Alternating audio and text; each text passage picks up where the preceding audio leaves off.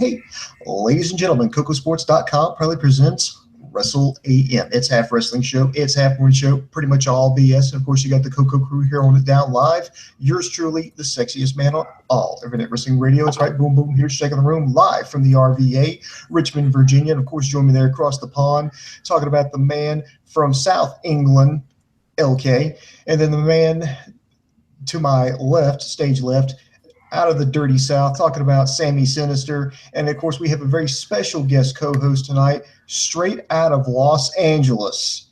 Talk about none other than Lucha Underground co-executive producer, Chris Dejoseph. Good evening, gentlemen. How the hell are you? Great. How are you guys?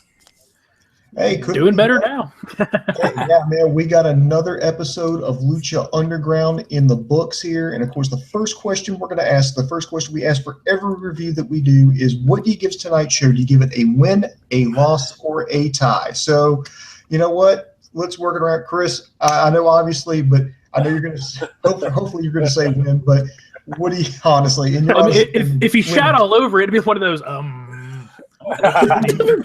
That'd be hilarious. Of course, I would give it a win. Awesome. Sammy, what say you? I mean, I've literally given every episode of Lucha Underground a win.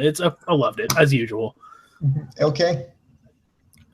Yeah, win. The only people who don't give this show a win are imbeciles, nimrods, and just general sacks of shit who don't deserve to watch Lucha Underground anyway.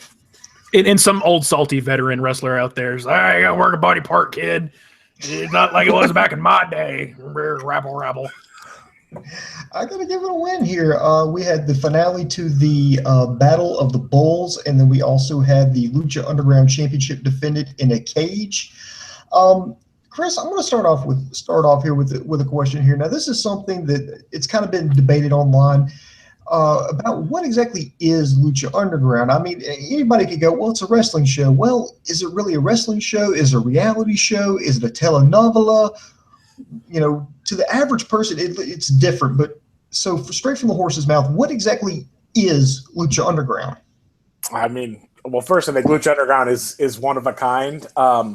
I think it kind of has created its own little place in the world of wrestling and television. So, I mean, I guess I would say it's kind of a fantasy wrestling show, I guess, or you know, maybe, you know, I've heard people say, I've probably said it, you know, like the kind of company line of, you know, it's a show about wrestling or, you know, it's not a wrestling promotion. I don't really know. I mean, I think it's a little bit of both. I definitely know we feature a hell of a lot of wrestling on it. So it's kind of hard to say it's not a wrestling show. So, I mean, I guess I would say it's kind of a fantasy wrestling show, I guess. You know, kind of exists in its own world. That's probably the best answer I could give. And it's probably not a good one. No, I think that's great because that really plays into, at least from a fan's point of view, one of the things that makes the show so enjoyable to watch is that it's a fantasy show. So, I mean, there's so much you can do because you've created your own world there. And that's what makes it so entertaining is that you can do whatever you want inside that world and no one goes like, oh, that's stupid or that's unbelievable or I can't believe that. It's you can see a man breathe fire and you're like, yeah, that happens. That's okay. And it is like proper. The best thing about it is, like, when you watch wrestling and say you had a really garbage day at work, a horrible day at work, and you sit down, like, on a Monday or Tuesday, you sat there, and then you watch Raw or SmackDown, you're like, oh, I don't want to watch this. And then on Wednesday after work, you get home and you sit down in your nice comfy chair, make yourself a lovely, good old English cup of tea. And you sit there. You're just going to go sweep chimneys after this. I generally have never met a swim cheaper in my life. Anyway, that might you get to sit there and you forget about the world and you just indulge yourself in great wrestling, great storytelling. You don't worry if the right person is being pushed or that person's being buried or who is the leading behind the scenes bullshit. You don't give a fuck. You sit there and enjoy television. It is a great TV show and more people need to watch this damn thing. You know, and another thing, Chris, I read your biography over on imdb.com, and besides wrestling, you've also got a background doing reality television, particularly Redneck Island and Big Brother. Yep. Did those types of jobs help you, you know, write the material that we're seeing now on Lucha Underground? I wouldn't necessarily say those types of jobs did. I think those just kind of gave me more experience producing television. and telling stories, which in the end, that's what all television is really about, and good television especially is about telling stories. So yeah, I mean, I guess in that, you learn to tell stories through the reality. But I mean, I would say, if anything, maybe my experience at WWE prepared me more for this. As strange as that makes, maybe that won't sound strange to some of you guys, but that's kind of a little bit more what this is. But as opposed to a reality show, because this is definitely not. I don't think it's a reality show, even though we're like nominated as like structured reality. This is a scripted show. Yeah, I was going to bring that up about the award nomination. I don't believe you won, but I believe. But Susan Lucci said it's always an honor to be nominated. But, well, anyway, let's get into it here from the Temple here from Boyle Heights. First, you have the finals of the Battle of the Bulls. You have PJ Black versus the Mac versus Brian Cage versus Jeremiah Crane. This is an elimination style match where everybody had to be pinned. It went in as just full head of steam. All four of these guys completely just clocking each other. Cage was the first one eliminated when Tejano came out, hit him with his bull rope. Had the bull rope wrapped around his fist, clocked him in the face. This allowed to get the easy pin. I really felt like Jeremiah Crane really shined in this match. After seeing this, I can't understand why he didn't work out with NXT, because what I'm seeing, what he's doing on Lucha Underground, he is just, I mean, I can't believe it's the same person.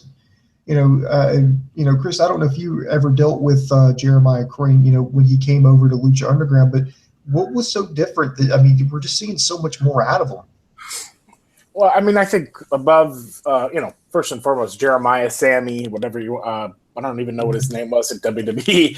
Solomon Crow. But he is a very creative mind, and in my opinion, one of the smartest wrestlers that I've ever come across. I mean, he understands story and is willing to kind of put everything on the line. And when I talked to him about coming to the show, and he, we spoke about his interest in it, we just kind of clicked and kind of had similar ideas about things. And I wanted him above and beyond to just be him. That's that's why we hired him, to be him, not to try to be something that we want to, to prohibit him from doing anything. It's like, that crazy chair spot from last week with Mariposa and all those guys. I mean, like they're like, when they pitched it to me, I was like, yeah, of course, go for it. and I think Sammy even looked at me like, man, I love this place. Like, this is great. Like, at other places I would have been told no. So, it's a big collaborative effort at Lucha. So we try to let everybody, use their strengths to their advantage and not try to limit anybody. Awesome. And that really plays into something I wanted to ask you was, and you kind of answered already, but I wanted to go into more depth. How much, because some people, like, let's say Prince Puma, who's Ricochet, I'm out of focus, Ricochet other places and this, that, and other, how much control do they have over the characters that they have? Do they pitch things? Is it like, again, the collaborative effort where they say, this is what I would like, this is what we want to see from you? Yeah, I think it's a little bit like that. I mean, obviously we kind of write stories and kind of, present them to them and then tweak it from there. But it's kind of an open environment, especially when we're kind of planning out the matches and how the show goes. So, like, we kind of give an idea, a basic idea, and then other ideas start kind of, popping up here and there, and then that's kind of how the show gets made throughout the day. So, cool. Obviously people come and pitch ideas all the time. I mean, like Killshot, for instance. I mean, he pitched us a lot of stuff, basically his character, and then we just kind of took that idea and kind of ran with it and tied it into the world. So, we encourage the guys to definitely. Is that why Killshot's having a better year? Because that's something we were talking about a few weeks ago, that we've noticed that Killshot has just really just surged forward in the Lucha Underground scene. Yeah, I mean, I think that one thing was we had originally a short. There was an idea to only have the Marty Moth Killshot thing kind of be a short mini program that would have ended in season 2, and Marty and Killshot came up to me and was like, "Hey, man, we want to keep working together. Like, we have a lot of chemistry and we want to prove what we can do." And then we decided, hey, let's keep them going. Let's let them go. Let's give them a big spotlight. And I think from there, both of those characters, both of those guys have kind of raised their stock big time. Not only in the show, but in the universe. Mm-hmm. Now, I was going to say, where did the idea for some of these characters come along? Because I know that Jeremiah Crane, it's different than what he was. Sammy Callahan on the Independents, and then he was Solomon Crow, and then Killshot obviously has another persona outside of that. I know Dante Fox is AR Fox. I know that Cobra Moon is Thunder Rosa and other. But where do these ideas for these characters come? Do they come from you? Do they come from the performers, or what? How does this work? I mean, sometimes it's a mixture of both. Sometimes, like, we kind of, we brought the Jeremiah Crane character in tied to Evilise, but we had known that the character would be tied to Katrina and kind of tied to other people that are, and tied to the temple, as you kind of saw tonight, in a way. So we hadn't already kind of had that idea, and it was just kind of talks with Sammy going into the season, like, some ideas, some things, how we wanted to portray his character, the kind of character he wanted to be, and then it just kind of happens. And then you start to write, you start to see things, and you start to move the pieces around, and then the characters kind of get fleshed out. Right. Well, we get back here to the Battle of the Bulls match. Jeremiah Crane goes on a roll here. He had that beautiful sit-down power bomb, the DVD, I think it's the concussion contusion, or it was basically that. It was almost like a double underhook pile driver, but that wasn't enough. It was a cranial contusion. Thank you. He rolled out of the ring, but eventually Mac and Crane were up on the top rope. Mac hit a stunner from the top rope. 1, 2, 3. Crane's eliminated. Now it's down to PJ Black and the Mac. They kind of came back from, I think it was come back from commercial, but Black managed to he hit a stunner, but the Mac came back, hit one of his own, got a 1, 2, 3. So your winner and new number 1 contender is the Mac. I'm happy with that. That's absolutely amazing. Good props. That's somebody that I've really come to enjoy since he's joined the Lucha Underground roster.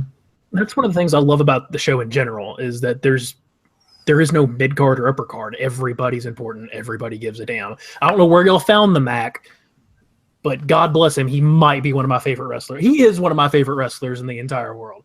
I absolutely adore him. So, I mean, and that just leads me, where do a lot of these guys come to y'all? I know in the beginning, y'all probably had to go out and find people, but now that it's becoming such a big household name, are there more people coming to y'all, or are y'all still scouting around to find people and to fill parts?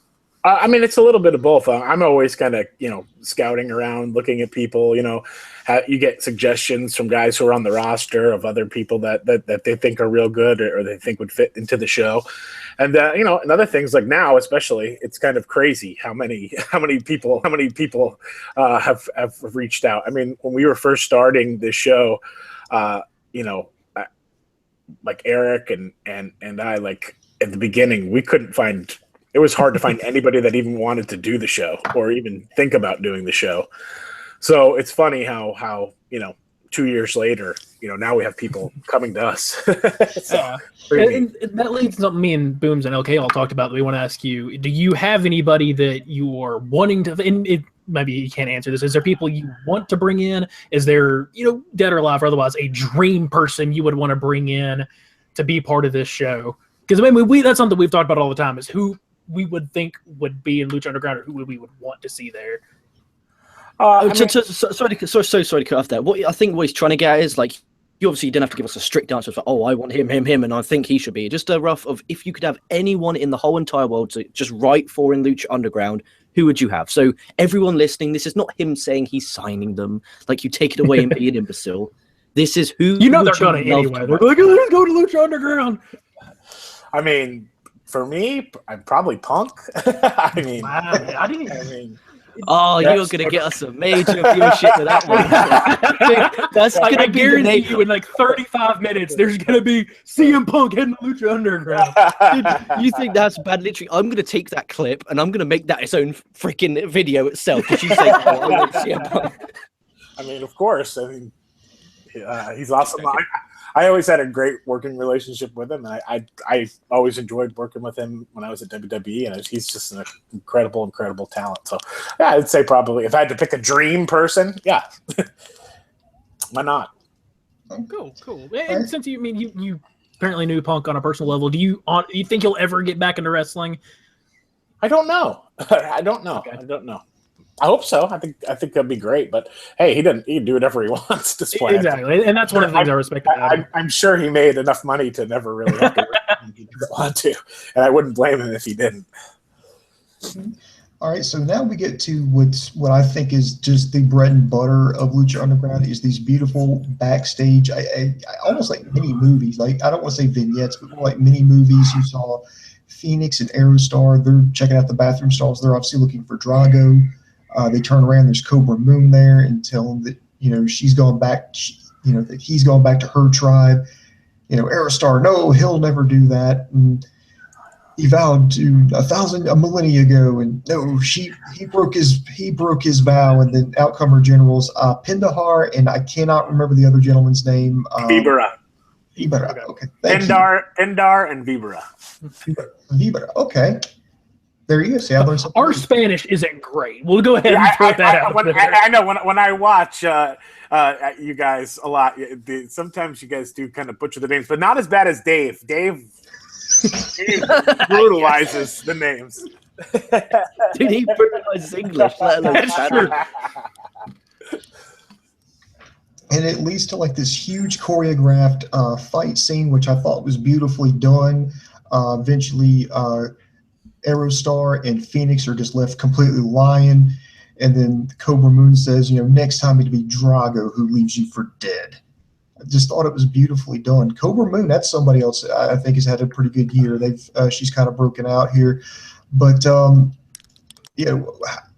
how is it working with the backstage stuff? I mean, is it multiple takes, or I can imagine how complex this is. I want to say that scene took like 2 days. Oh, wow. At least 8 hours. I know at least 8 hours the first time, and I think they came back and did like 4 more hours. Our director of our backstage vignettes in one of our EPs, Skip Chase, and he's just like a crazy mad scientist genius. Like, I'll put an idea on paper that like I'll just a small fight happens in the bathroom, and the next day I come, the day I show up to set, and he has this crazy bathroom brawl set up, and it's just like it's amazing, like the way that like, I mean, I say that about everything probably in Lucha, from the wrestlers to everybody kind of enhances everybody else's stuff, and everybody kind of tries to one up things and make things better.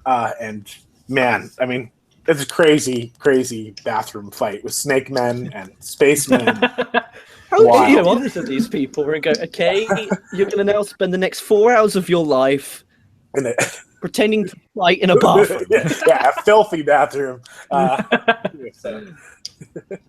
now I know Aerostar and Phoenix are pretty big, and I know they're pretty big here in the United States, but has there been people that necessarily probably aren't as big in Mexico, but they came up here in Lucha Underground, they become like megastars, or vice versa? Maybe they come up here to the United States, they're not as popular as they are in Mexico? I mean, Phoenix and Pentagon, I think, are perfect examples of that. Those guys 2 years ago were not very popular, I don't believe, down in Mexico. At least that Pentagon's kind of taken the world by storm.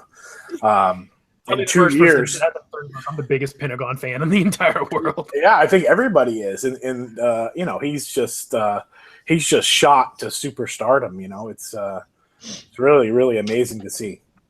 Like, I think he's working in some town across the United States. He's probably working in the United States more than he is in Mexico now.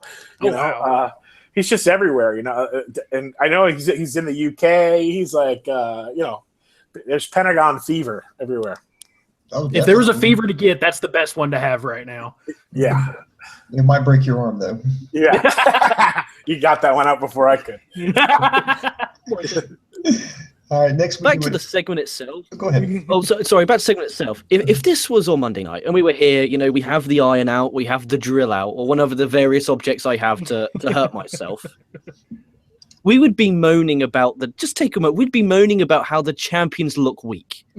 That's what we would be saying right now if this was Monday night. Okay, but on a Wednesday night, you don't care because wrestlers are over. They can rebound from this. You know they're going to get a receipt. It's just fucking magnificent writing. I'm not coming in to kiss your ass here, but it's fucking brilliant writing. And the fact that... But if you presented your ass right now, I think you would promptly put a kiss on it. We all would. Let's be honest.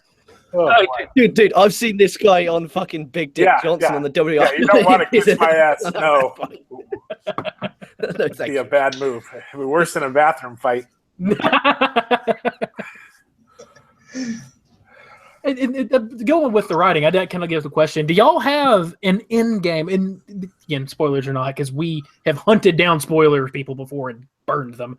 Yes. Do y'all have an end game for where you want the show to go, or is it you started off with like here's this vague idea of somebody that runs this underground wrestling thing, and as y'all have written, it's developed into this big grandiose story, or is that something y'all had planned out from the very beginning? It kind of started with like the El Rey Network had this concept of these 7 tribes and these 7 characters. And then we kind of took that kind of world and these like 7 kind of superheroes and kind of added pieces of the puzzle, like and kind of to help turn it into kind of what it is. As far as an end game, sure. I mean, if they told me that it was going to end, I know exactly probably what I would do. But, you know, we're just going to keep expanding the universe. And the fun thing is, I think, you know, with the time travel and all that, like we can just like go to different eras and different times. And like you can, there are some things that we can do, I think, that will enhance our ability to tell different stories. And, you know, it's crazy. We can kill characters and have them be brought back to life. You know, we just got to do whatever we want. Yeah, now you keep mentioning you keep talking about the Aztec tribes, the Aztec medallion. Is a lot of the stuff based off of actual Aztec lore?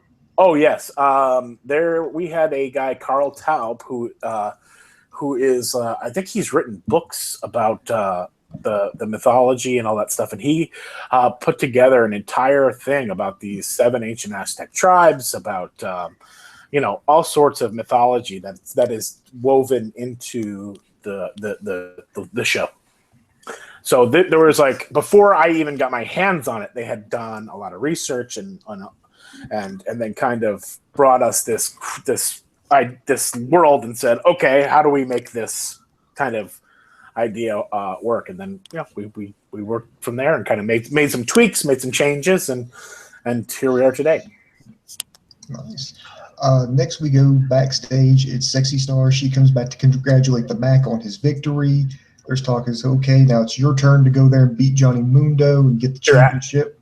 Your after school special moment. Like it was amazing. And this, I think this would be the only place that this would actually work, is you have the Mac who speaks English and Sexy Star who speaks Spanish, but they don't miss a beat. Like, I mean, it's like they completely understand and they can go back and forth. Is the language barrier, has that been an issue with Lucha Underground, or do you have to do it twice, you know, once in English, once in Spanish, or how's the language issue working? Oh, the language issue is fine. Like, and a lot of the talents, you know, speak both. So, I mean, I know Mac, he speaks Spanish some, and, you know, there's not much of a barrier with everybody. I mean, it's a little bit, but there's always somebody that can translate for you or whatever you need to do. I mean, like Sexy speaks both, but, you know, sometimes we feel it's better for her to speak in Spanish, sometimes in English. It just kind of depends. Like when she says, fuck you, that's really good.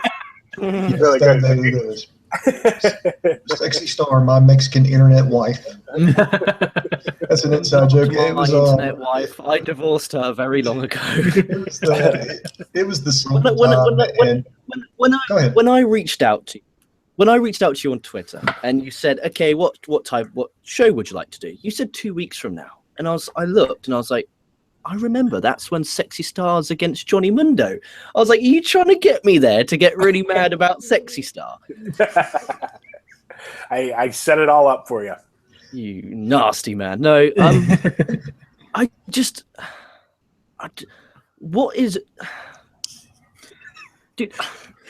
Right, Words. every promotion, okay? Every promotion, I'm wording it respectfully. Every promotion, I always have that one talent that really just grinds my gears.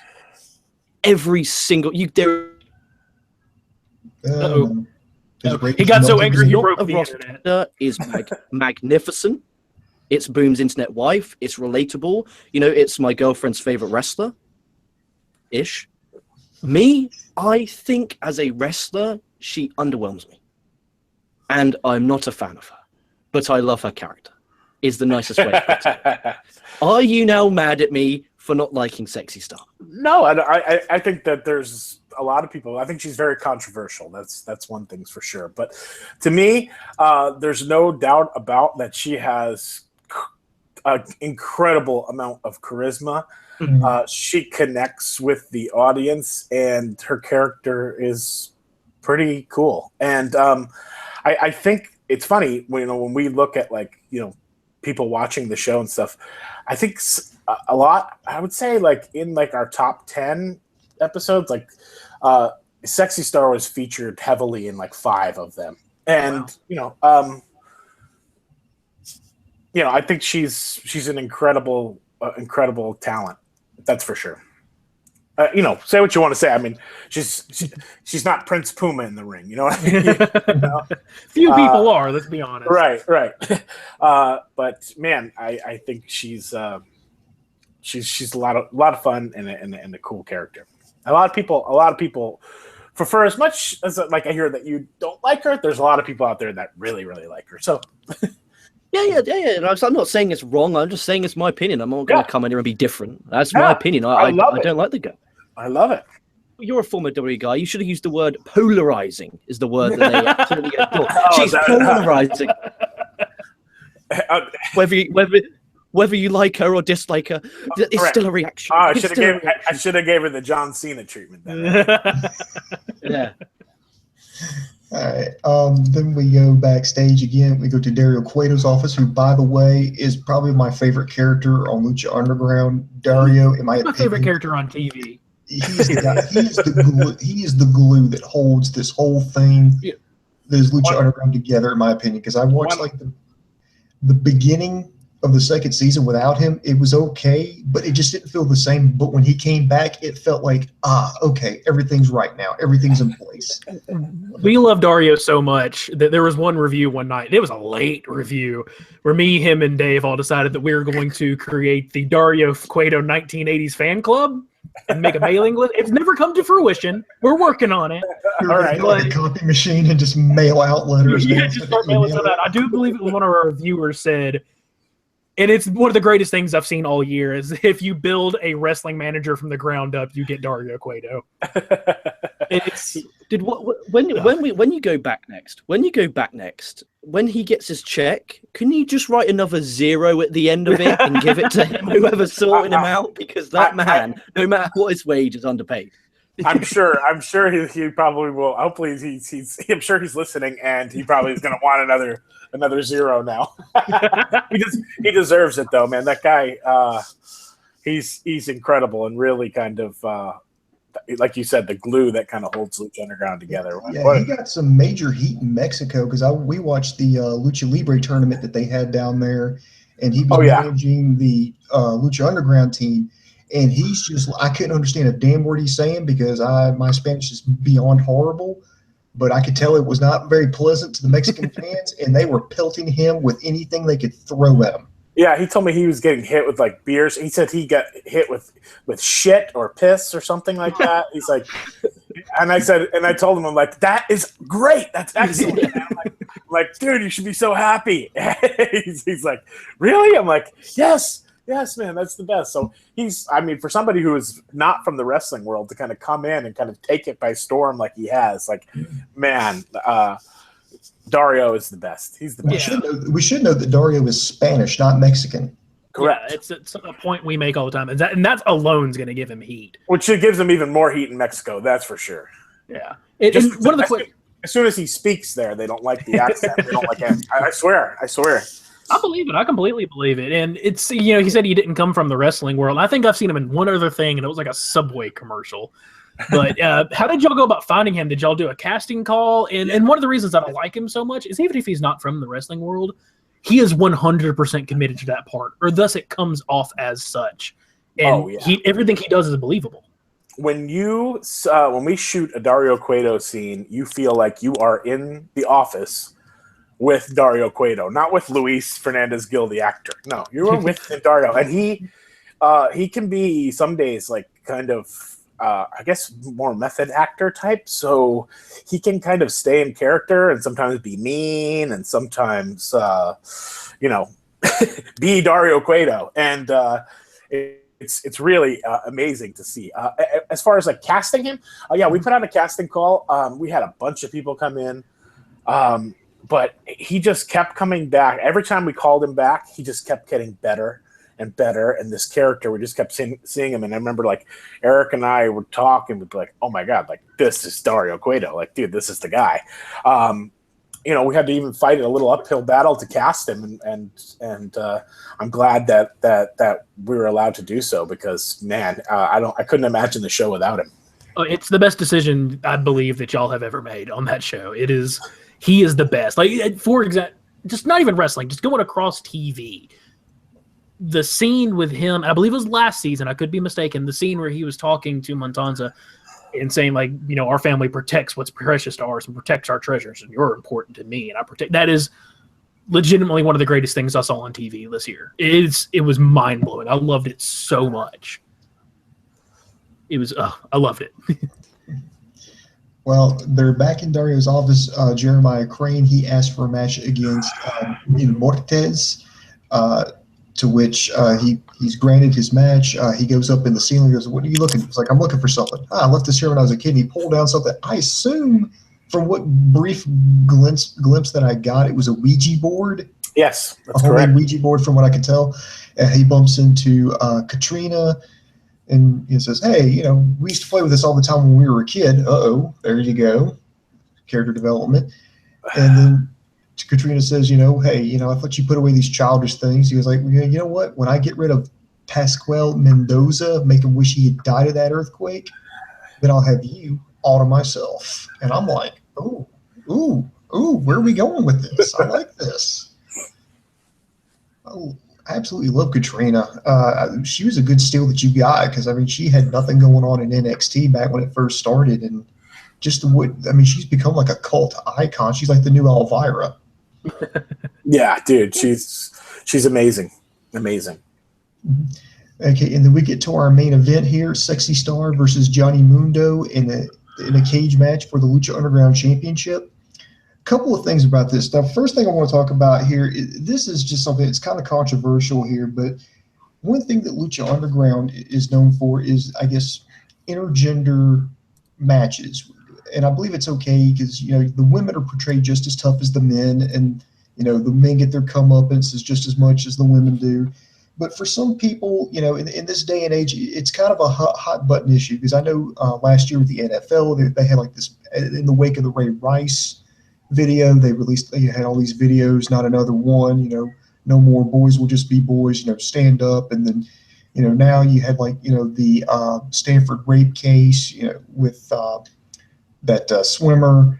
It's just men versus women. It's kind of like a hot button issue. But how do you balance as a writer that between without making it entertainment without crossing the line? I guess is what I'm trying to say. Yeah, I guess you have to be somewhat careful. But you can watch movies every day that have women fighting men, and nobody says anything about it. It's just for some reason in wrestling, it's not allowed. And we're a TV show and we're creating characters. I mean, if Catwoman were to fight Batman, nobody would say anything about it. So, I mean, that's kind of the way we look at it. I do believe that there's certain things in the ring that they can do that will not necessarily, that sometimes don't come off as good. You know, I think sometimes the more it's a wrestling match, as opposed to, like, you know, punching in the face and, you know, sexual stuff, you know, can kind of be, you know, can turn off. So, yeah, I think we try to avoid some of those things. But, I mean, as far as the storytelling goes, we just look at these are characters, and it is what it is. All right, and this match, and by the way, thank you for having a cage match that doesn't suck and defy all logic by doing one simple thing. You do one simple thing, and people were like, why is this? You lock the door to the cage. Yeah, that's one thing. I've always hated the escape from the door. That's to me, that just horrible. What's the point of a fucking cage match if you could? Because, I mean, that always drove me crazy. I mean, WWE is guilty of this more than anybody else. It's like somebody will be I mean, they'll incapacitate them. I mean, they'll hit them with like a power bomb on a steel chair, and they'll be completely incapacitated. And it's like, okay, just walk out the door. Instead, what do? They go right next to the guy that they just put down and start slowly crawling up the cage. And I'm just like, please don't do it. And luckily, y'all don't do this. And when you did, when either both Johnny or Sexy would get up the cage, the other one would spring up and grab a hold of a leg. It just kept that realism there. I love this match. They were playing cat and mouse the entire time. Sexy Star basically did like a Spider-Man impression, went all the way around the cage on the top rope. I mean, you're talking drop kicks are flying. They were yanking each other down. But I think the ending was amazing because Johnny Mundo yanked off Sexy Star's mask, which we've all established is a huge insult in the world of Lucha Libre. She had to cover her face with her hair. This allowed Mundo just enough time to get out. It makes Cage an even huge, big dick. You feel a little bit more sympathy for Sexy Star, but Johnny does get his comeuppance eats a stunner from the back, and then we're ready to go for next week. So, wow, well done. Well done.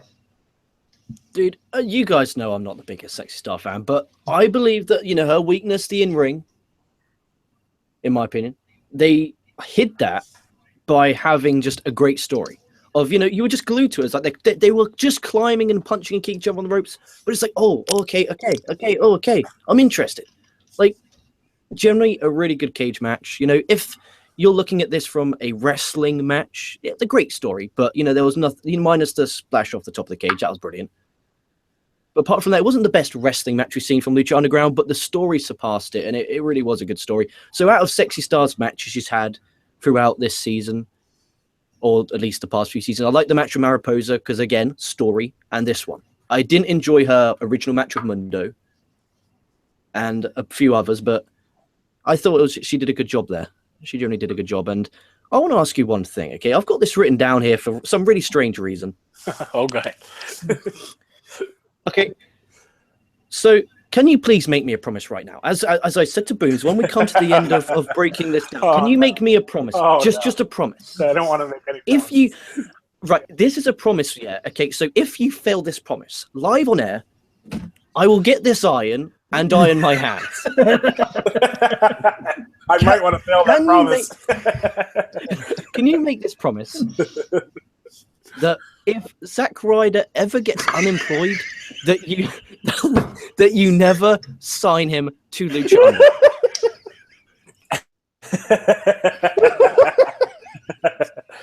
Is Zack Ryder still employed with WWE? Yeah, sadly, I yes. was just gonna go to the tag team championships and just blew his knee out. Oh, yeah, poor Zack Ryder. He's had a great career, man, dude. Wow. We felt so bad the other night because we were watching, and neither one of us liked Zack Ryder. I do believe my exact quote was, "Zack Ryder is to wrestling what Pepper Spray is to the eyes." Why come you guys don't like Zack Ryder? I just something about him. You just want to punch him in the fucking face.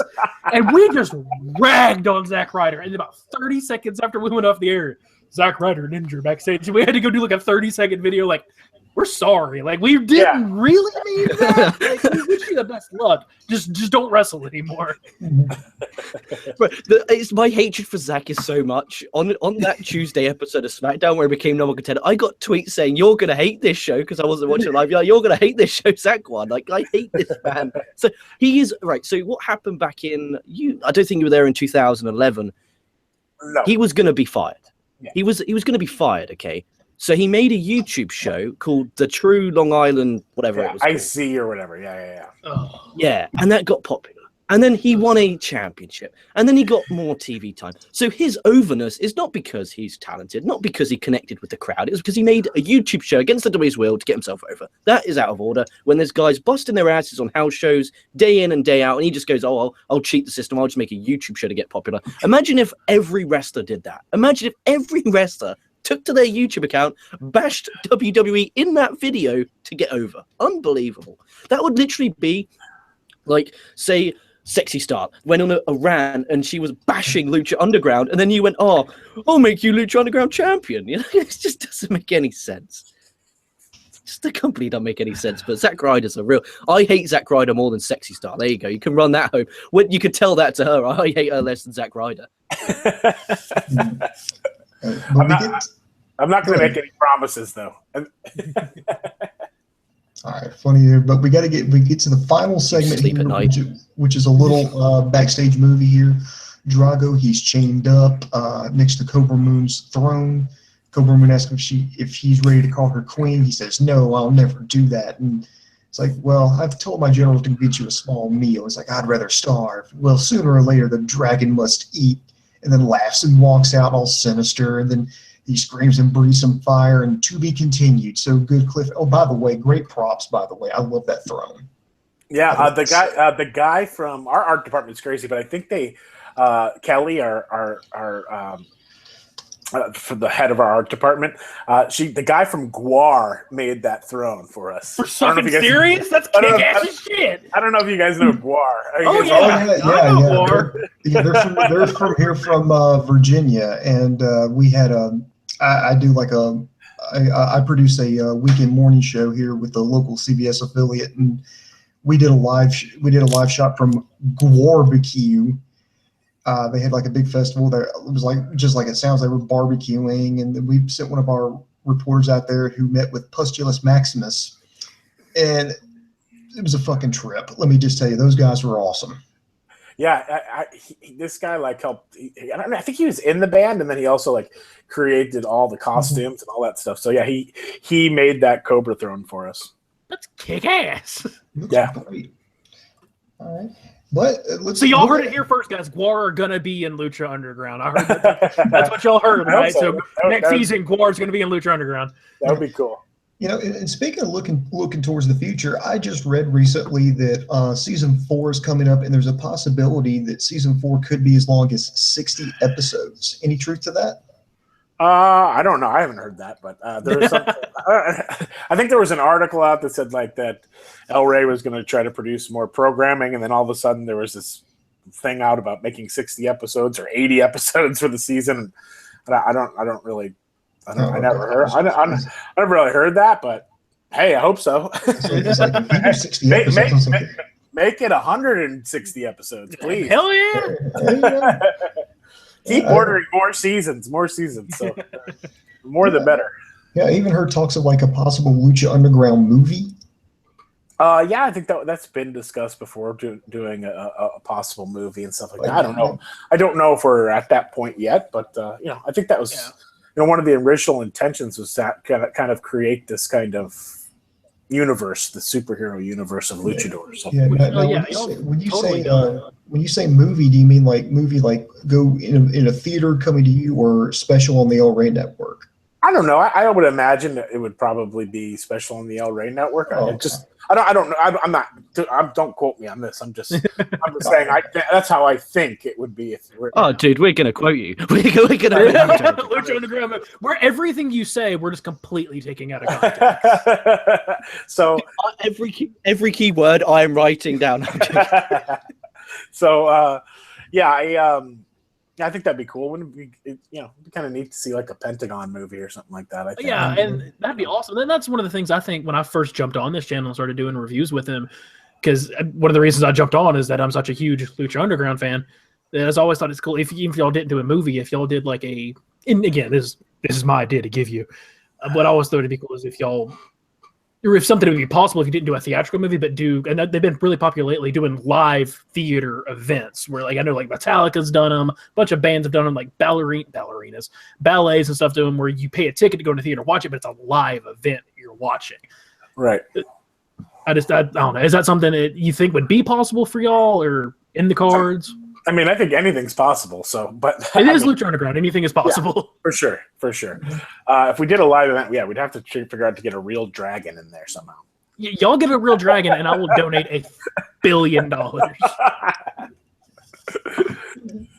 Yeah, and without giving away, any spoilers here, is there anything that we should be on the lookout for coming up in this season or season 4? Gosh, I mean, I will say I think that the wrestling is just going to continue to get crazier and better as the season goes on, and kind of as we head towards Ultima Lucha. And it will be the finale will be like one that nobody has ever seen before. It's absolutely insanity. So is it the end of the world? The end of the world? No. As long as Dario's fine, I don't mind. It is totally nuts in a cool way, I think. So you guys will get to see that. But there'll be there's some great matches coming up, some great rivalries, and a lot more twists and turns that hopefully nobody sees coming. A lot of fun Lucha Underground stuff. A lot of we cliffhangers, fun stuff like that. So y'all kill me with the cliffhanger. Murder. There's more murder coming. Murder's fun. Murder makes things interesting. More people will die. Yeah, that's nice. For sure. All right. Well, guys, go ahead and start thinking up your last questions here. Chris, do you mind sticking around for just a couple more seconds just to kind of answer some questions from the Internet Infantry? I would love to. Okay. Real quick while I'm searching that, I've got a pretty simple question here. When are we going to see some more merch? I look on the Lucha shop, you've got a few good shirts, some good prints, but I was like kind of curious, man, when can we get some official Lucha Underground mask? I wouldn't mind having like an actual King Cuerno mask, a Prince Puma mask, a Mil Muertes mask. I want the mask. Yeah, I mean, you could get your Lucha Underground Santa shirt. That's cool as shit. I think now we've gone into Hot Topic in some states, and we are. I think the plan is to try to expand some of that merchandise. Look, I'm the first one to say like, hey, we need to step up our game for sure. I think it's sometimes crazy the fact that we don't have that stuff for sale, but it's a work in progress. I complain about it all the time, so I'm going to keep pushing if I can. I mean, it's not really my area on the show, but I'll continue to fight the good fight on behalf of everybody. More merch, more masks. That's all we ask. If you fight the fight for us, we will stay loyal forever. Okay. Oh, I know. I should also mention, guys, if you really want to be help out Lucha Underground, they are available on iTunes. So if you want to download their seasons, please go ahead and do that. Because if you're going to support these guys, please do it legitly. Don't buy the knockoff gear. Buy the genuine stuff. Please do that. Right. So while we're talking about watching, is there any, obviously you don't want to give anything away, but will there ever be a way to watch this on a television? God, I hope so. I know we just got into Germany, Japan, France, I think. So I think, that's another one of my things. Like, come on, make it happen. But I don't get to make those decisions. I think the people at MGM and there's people with much higher paying jobs making those kind of decisions, not me. So I think it will. There's no doubt. Right now, I think it's crazy to not be on in the UK. Wrestling right now, I think is hotter than ever in the UK. Oh yeah, absolutely. That's kind of the pulse you get. I mean, when you see like, indie shows pulling in 10,000 people, I mean, it's crazy, man. It's nuts. And, some of the best fans, if not the best fans in the world, from there. So, I mean, plus even Lucha Libre itself, I think, is pretty popular there. So, yeah, I mean, it's been a long time since I've been there, but yeah, I hope so. Hopefully. Because is it available in the iTunes in England? Like, because there's an iTunes US and iTunes Canada. Is it unavailable for iTunes UK? I have no idea why or what the reason. Because I don't know if it is or not. Because if it is, I want to support it, of course. But to me, it's like I feel bad when I'm watching it. It's like I don't think it is, because I get tweets and Facebook messages and all that kind of stuff from people being like, "Hey, I want to watch it. I want to support it. I live in the UK. How do I do it?" Even so, I don't know. Hopefully that somebody is working on that. I'm sure somebody is. So, fingers crossed. Yeah, it's kind of something that's out of my hands, though. Yeah, of course. But again, I can complain and I can fight. Yeah, and that's all we ask. I had just a couple last questions, or I guess one last question. And I know that I've listened to the panel y'all did at Comic-Con, I guess a few months ago with Sam Roberts, which was fantastic. I absolutely loved it. One of the things y'all said, y'all are going to start doing live events around the show. Are y'all going to do more of those? And the concern I had with doing the live shows, this is something y'all take into account, because the temple itself is such a character of the show in its own right. Do you feel when you do these live show other places that you lose some of that gritty rawness that the temple gives, or do you seek out to do live show in places that would give it that vibe? I'm of the opinion that we should seek out places that give it that kind of underground vibe. But I would expect some live events to start happening. Sloss Furnace, Birmingham, Alabama. I will get 1 billion trillion people to go there.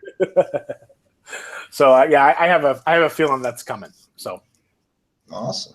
All right. Awesome. Here's some questions from the Internet Infantry. Heavy J would like to know, when will we see the Black Lotus Triad again? I don't want to give any away spoilers, so plead the fifth. Yeah, I plead the fifth. Sorry. So I guess you could say we will see them again. You may or may not. I don't know. Plead the fifth. Okay. All right, and then Rennie Som says, "Hey Chris, do you think we will be seeing more luchadors from AAA in the future? I would like to see Fabi Apache, Goya Kong, Lady Shania, Jennifer Blake, and La Hydra. I think I just messed that up. I apologize. From AAA in Lucha Underground, these women are great." Rennie Soms is our resident Lucha expert. I don't know where he's watching all this, because God knows we try to watch as much Lucha as possible, and he's great. I think that we're partners with AAA, so I see no reason why there wouldn't be more AAA talent coming to the show at some point. Hey Chris, do you think the Mac will ever know what happened to his cousin Big Rick, or the Mac just doesn't care? I think that the Mac will know at some point, or does know. Ooh.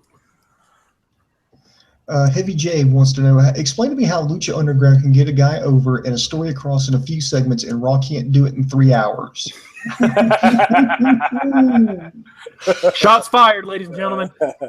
I'm still trying to figure that out too. So, I think it's, we try to create stakes and try to get people to become invested in the character. I mean, and just, in my opinion, you don't need 30 minutes in the ring just talking nonsense to move the show along. Somebody can say something in 2 minutes that sets the stage for a show at the very beginning. It's like sometimes I feel like at WWE, even when I was there, you start to write to fill time, and it's just like especially with the 3 hour show, like it's hard to. I mean, I feel so bad for those guys that are working on that show that have to put 3 hours of that on the air every week. It's tough, but the problem is you don't like. I think we've created a kind of a world where every character is important. everybody has the same goal, and they want to. I mean, I think in the end, everybody wants to win the championship, which I think is important. And besides their other goals of trying to kill somebody or trying to kidnap a dragon man or whatever else that may be, but. I don't know. I think we try to focus and try to get people to care about the characters by creating stakes and twists and turns, not just, some trying to be silly or something like that. I don't know. Yeah, I think that's definitely that might be a total shit answer, but no, I think it's legit. Because I think that air of mystery you'll have is something that. And I talk about almost every week that keeps pushing your character and your story forward and forward. Yeah, I guess another thing is you don't have 20 million people trying to change the original idea from that you had, and it has to at WWE you go to your meetings, you sit as a writing team, you come up with your ideas, you present them to Vince, he changes them, you rewrite it, you present them to Vince again, and then a bunch of people give their feedback, then you change it on the airplane, then you get to the meeting and you present it to all the agents. They change things and they shit on things, and then it gets changed, and Vince changes it again, and eventually sometimes I think your stories get diluted and kind of get lost in the end because there's just too many people changing everything. How did you last 6 years working in that company? I don't know. I'm still trying to figure it out. There was, I think at WrestleMania 26, I originally had a plan. I was like, I'm just going to walk out at the end of WrestleMania and just not say anything to anybody and just walk out into Phoenix and just walk out and never come back. Yeah, I didn't get to do that, but it came quickly thereafter. They put the bullet in my head finally. So, but yeah, it's a tough life for sure. That's for sure. It's brutal. I mean, you're working like 24 hours a day. At least back in those days. I don't know what they do now. Oh God, it's probably worse. That's the thing. I always go on Mondays, and it's just the writing. Like the wrestlers are wrestling, like they're busting their ass, and it just feels that there's something missing with the writing. And you mentioned 3 hours is a long time, but I reckon if Lucha Underground was 3 hours, I think it still would be. It wouldn't be as good as what it is now, because I think 1 hour for a television show is perfect. Yeah. 3 hours, I still think it would be better than what WWE produces. What is, do you think, the main reason why Lucha Underground gets us going win, win, win, whereas Raw gets us going bang, bang, bang? Well, I think, it's the group, it's the talent, it's the producers, it's kind of the team behind it, I think, that helps make the show. Everybody cares. Everybody's having fun. I can't tell you how many times when I would be in a different arena or a different town and at WWE that WWE kind of sucks the creativeness out of everybody. and it's just like sometimes you're just trying to get by. And I think that's what they have kind of become their crutch. Is everybody's just trying to get by and get out of there and get to the next town and get home. So they can prepare for the meeting the next day when they have to present the next show. And then they can culminate at WrestleMania and then have to do a Raw the next night. It's like that to me, that was always my biggest nightmare was after WrestleMania knowing that I had to do Raw the next night. Like it's like if anything wants to make you kill yourself, it would be that. So yeah, and I think the 1 hour and I think today and people have such limited time, right? And there's so many options out there for things that people can watch. And, we try to give you the best, most fun story in an hour that we can. I mean, you're giving your time to us. We feel like we should give you something in return for investing that time with us. We should give you something. We should pay things off. We should not forget history of characters and things like that, even though the Mac has not said what happened to Big Rick yet. I think, people have things to do in their lives, and to invest 3 hours in a show that's not good is real tough. I can't even watch it anymore, to be honest with you. You're a lucky man for choosing not to. I tell you that every time. I'm sure I'll catch a bunch of heat for saying that. Like, oh, he's bitter. Oh no, fuck him. I'm sorry. I'm sorry. It's just not good. It's not good. Yeah, that sounds like the double-edged sword. If it was good, I would be a supporter. I try to watch it, and I just have a very hard time. I'm sure. Yeah, but whatever. WWE, they have all the talent in the world. It should be better than it is. Yeah. That's another thing. I just find wrestling fans and everybody to be fickle, because it's like, take what you just said, for example. I mean, if you bash WWE, oh, well, he's bitter. But if you say something good about it, wow, he's just kissing ass trying to get his job back. And then wrestling fans, I think we're the worst, because it's like, well, we wanted to turn it to WWE. We want something different. We want something different. And then the company goes, okay, well, here's something different. Then we complain that it's not like WWE. Yeah. Oh, no, I will never complain on Raw if it's not like WWE. I tell you that now. 51 weeks this year. I've watched Monday Night Raw, and I probably enjoyed 3 or 4 of them. Yeah, It's kind of like. I like the one thing I do. I like Chris Jericho right now. It's probably the only thing I like about it. That's about it. Kevin Owens is my absolute favorite wrestler in the world. Dude, those two guys are awesome, but everything else is kind of garbage. But kind of speaking of, wrestling fans and people that are detractors are very openly bitter, specifically about Lucha Underground, like Cornette and already laughing, Cornette and what the fuck is that god awful guy's name that everyone hates? Why did I forget his name? That's how much I hate him. He's the fucking worst. I know Joel Denal had some very unflattering things to say with PW Torch. Cornette. Yeah. I'm about to say, I think Cornette's the only one I know. He called it. Cornette, no, and fucking. He'll remember it like 5 minutes. The picture that we watched with Wrestling Ranted. Okay. Who was that a picture of? Vince Russo. No. Vince Russo likes it. Really? Because last time I saw it, he was hating on it. But that was Vince a long Russo time ago. Loves it. Vince Russo says it's his favorite show. Well, yeah, he has changed his mind from the last time I saw it. Then I will retract that. Let's go with Cornette then. Like, people like Cornette that openly shit on it. Like, do you think there's any validity to it, or what would you say to them in response? I mean, I'm not going to go on some kind of crazy rant, and no need. It's like I think Jim's trying to getting some attention, and if anything, him shitting on Lucha Underground gets more people to know about Lucha Underground. Then I'm happy about it. He's entitled to his opinion. I mean, I'm a fan of his. Has he said horrible, fucking rotten things about me and about my show?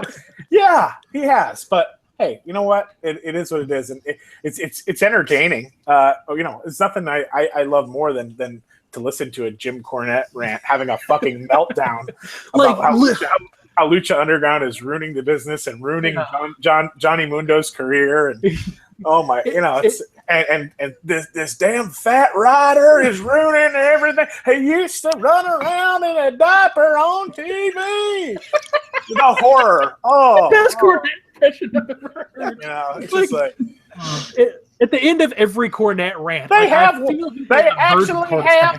actually have women on the show. I can't.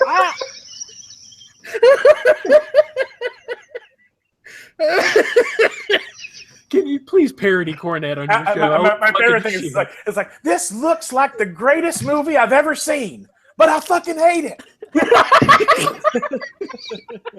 It's like it looks like Martin Scorsese made this, but it sucks because they have riders. It's too good. I got nothing but respect for Jim Cornette. I'm a big fan of this, so it is kind of fun to hear him. If I could go back and tell, pissed off 13-year-old me that Jim Cornette was going to one day, rip on me, I would probably be pretty happy about that. Sweet. Hold on. We got any more infantry moves? Yeah, I got a couple more here. Rennie Stom says, "Hey Chris, the thing I noticed about your backstage vignettes is that you balance them out really well, with it being campy at times and serious in others. Which tone do you prefer for the vignettes?" I mean, I think it just depends on the nature of the vignette, I think at certain times you do need to have a little bit of fun and a little wink at the audience. So, that's kind of the grindhouseness, I guess, of Lucha Underground. We're on Robert Rodriguez's network. Exactly. So, I mean... Okay. Zero Cool, he says, "Katrina's death is unreal. So many things in the temple run through her, but amazing how we have no real answers to any of it yet." I guess he's wanting to know when we get to learn more about Katrina and her character and her background. Probably throughout this season some more, and definitely in season 4. That's for sure. some blow your mind type shit, probably. Oh, I think. My body is ready. Ooh, hey Chris, do you ever plan on revisiting the Mexico storyline from season 1 again? Because with your creative brilliance, there's so much you can do with that storyline now. Desperado comes to mind. Yeah, I mean, I think we have a lot of things that sometimes people think are gone and forgotten, but they're not. So I mean, you'll see. Mm-hmm. I think, and then let's see. Somebody was asking about. Here it is. Black Lotus is such a mysterious and interesting character in Lucha Underground. Was the plan for you guys to develop her character in the backstage vignettes only? Do you guys have something planned for her? Oh yeah, I mean, of course we have something planned for her. But yeah, I mean, I've known Angela for a long time. And yeah, I knew she was really great in the ring, but we kind of had this character where, we could, and sometimes a little bit due to her availability, especially in season 1, we kind of kept the character kind of backstage a little bit more. But yeah, you'll see some more of her in the ring. That's for sure. Okay. Lucha Underground was a win as always. Continue with the great work, Mr. Dejoseph. Any chance of Lucha Underground trading cards in the future? No, but that would be freaking cool. I know this kid Noah that we call like the Cuerno kid or Kid Cuerno. He had the Worldwide Underground poster today for life, Worldwide Underground on the show. I think he created like his own playing cards, and they're pretty or trading cards, and they're pretty freaking awesome. So I think that would be so cool. I definitely has to be done. I think there should be. By the way, another complaint. There should be toys. Come on. Oh, absolutely. I'm a 27-year-old, almost 28-year-old man with a 4-year-old son. Do not think I would not buy my son a billion Pentagon Junior toys. Like, wouldn't you rather play with a Drago than a Zack Ryder? You know what I mean? I would. Dude, we do not. Can we not bring up his new ass? Keep bringing it. Triggered. He's triggered. You don't understand. I will not understand. Like literally. I mean, what kid wouldn't be like, oh, the dragon guy or this guy with the glasses on? I'll take the dragon. I'll take the dragon all day long. I will gush for a second and say, as far as I know, because I sent a Facebook message to Lucha Underground a long time ago when I first got it, that I might be, if not the first, then at least one of the first people to get a Lucha Underground tattoo. Oh, nice. It's on my back, so I unfortunately can't show you right now, but I do have a Lucha Underground tattoo. Sure you nice. Can. Sure you can. Or don't you have like the picture on your computer? I could probably find it. Yeah, you could probably find it. Pop it up. I'll stall. Yeah, screen. Yeah, close out your porn first before you do screen share. Damn it! How did y'all know? Don't talk. I'll go find it. All right. Basically, and I think like we're about to wrap it up the questions here, but they're basically asking for like the resurgence of what Zero Cool's calling the Joshi Ninjas. He wants to see more of the Black Lotus Triad. Yeah, everybody does. I do. I want to see more of the Black Lotus Triad too. They're freaking awesome. Yeah, I actually heard a couple of those ladies were on WWE's radar. Yeah, I mean, I've heard that too. So I assume everybody on Lucha Underground's on WWE's radar. Yeah, I think so too. This is going to be like the old days. I think WWE is just going to try to gobble up everybody in the world if they can, even pay people not to wrestle at some point. They're going to become WCW. Which I heard that they were doing in England, maybe, that they were paying some people not. Oh, dude, I don't. It's like we were talking about this on the Armageddon, whatever the damn show was, review of Ranting. We're just talking about how WWE gradually and slowly they're doing a UK, and then they'll do a WWE China and a WWE Chile and a WWE Belgium, and gradually they'll have a promotion in each part of the world, like the territory days, but it's all owned by the WWE. So it'll be like the NWA kind of back in the day, but it'll be just WWE in the world, minus Japan and Mexico because of the heritage and the fan base. But all around the world, it will just be WWE. And to think in 15 to 20 years' time what the wrestling industry will be like, it's kind of a scary thing. I remember when I was there, Vince mentioned to us that he wanted to do that, and that he was like, "And I'll send one of the writers, and one of the agents." So I was like, "Oh shit! Hopefully, I don't get like some horrible place." I was like, "Can I please get like Australia, or please give me WWE Hawaii? Send me and Arn Anderson to Russia or something like that would be a bad idea with all that vodka." That'd be good. One more. I think we got one more question here from the internet. It's from D. Roxy. Says, Mr. Dejoseph, will Melissa Anderson be part of season 4? Yeah, she's a major character on the show. So yeah, Mariposa. Right. Oh, okay. Oh yeah. Oh yeah, cheerleader Melissa. Yeah. Okay, it's in. Oh, you got it. You got your picture up, Sammy. Yes, I do. All right, and go ahead and hit screen share, buddy. Or can you do it? I hit screen share. Oh, Sometimes it doesn't work. Send me the picture. Send me the picture. all right. Sorry, technical difficulties, ladies and gentlemen. Brought to you by KocoSports.com. I'm sending It sucks. Like, it's not like, oh, would you like to promote something while we wait? Yeah. Yeah, real quick, Chris, where can we find you on Twitter and tell us more about what we can learn about Lucha Underground while we're stalling for time? Yeah, you can find me at Chris Dejoseph. My name ChrisDejoseph at Twitter, and also Lucha. Follow Lucha El Rey on Twitter, El Rey Network. Yeah, I mean that's kind of where I hang out, I guess.